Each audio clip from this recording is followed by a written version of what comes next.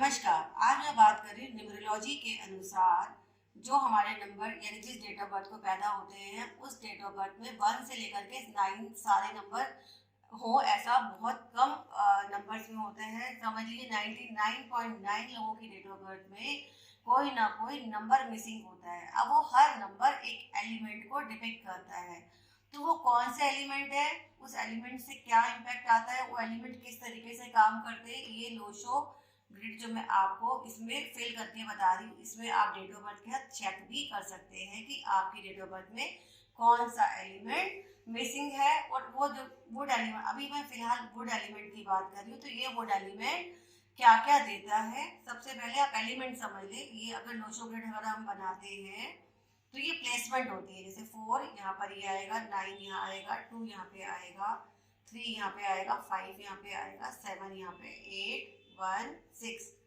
सबसे पहले अगर ये मैंने आपको प्लेसमेंट सिखा दी, पर आपको हमेशा किसी भी डेट ऑफ बर्थ को फिल करने के लिए या लोशो ग्रिड को बनाने के लिए आपको सबसे पहले ये ध्यान रखना है कि पहले आप एक नंबर लिखोगे, फिर 2 नंबर लिखोगे, फिर 3, फिर 4, फिर 5, फिर 6, फिर 7, फिर 8, फिर 9। अब किसी की डेट ऑफ बर्थ है, अब इसमें हम एलिमेंट्स पहले बता देती हूँ कौन सा एलिमेंट किस उसका एलिमेंट है।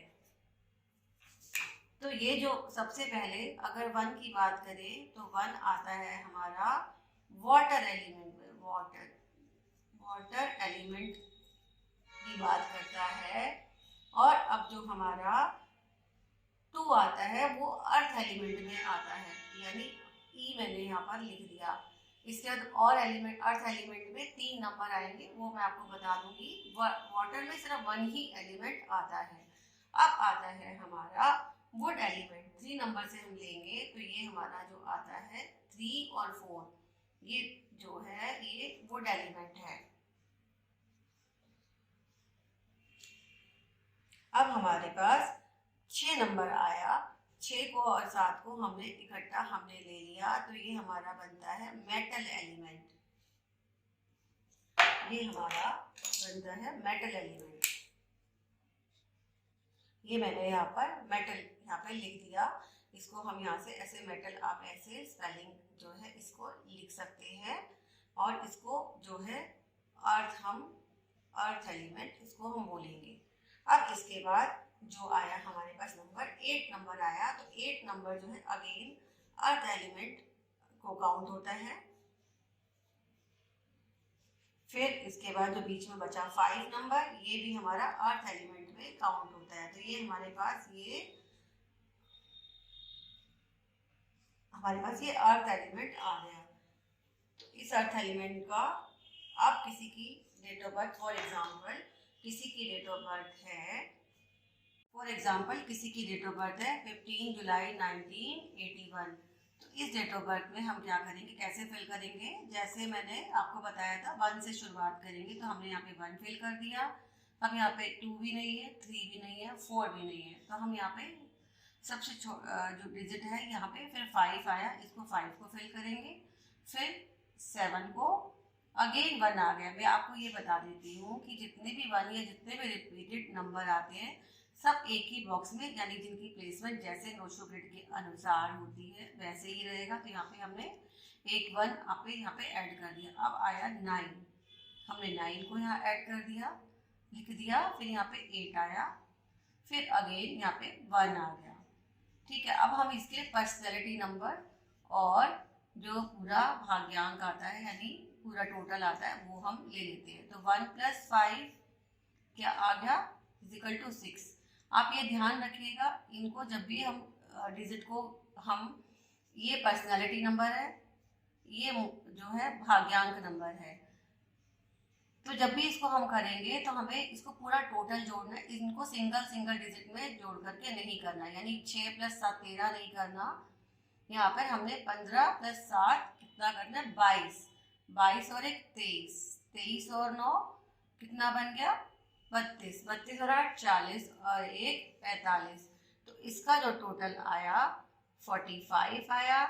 तो 45 की अपनी डिफरेंट वैल्यू है, अलग वीडियो में मैं आपको ये बताऊंगी 45 मैंने क्यों कहा।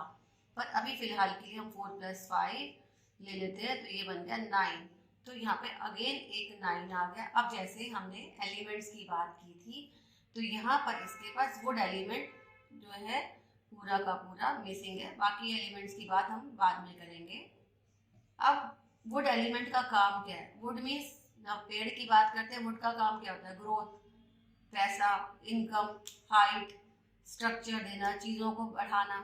जब भी हम पेड़ की बात करते हैं या शुरुआत की बात करते हैं, तो दोनों में ही वुड एलिमेंट जो अगर मिसिंग है, तो यानी कि ऐसे व्यक्ति के पास लिक्विड इनकम यानी कैश, कैश इन हैंड,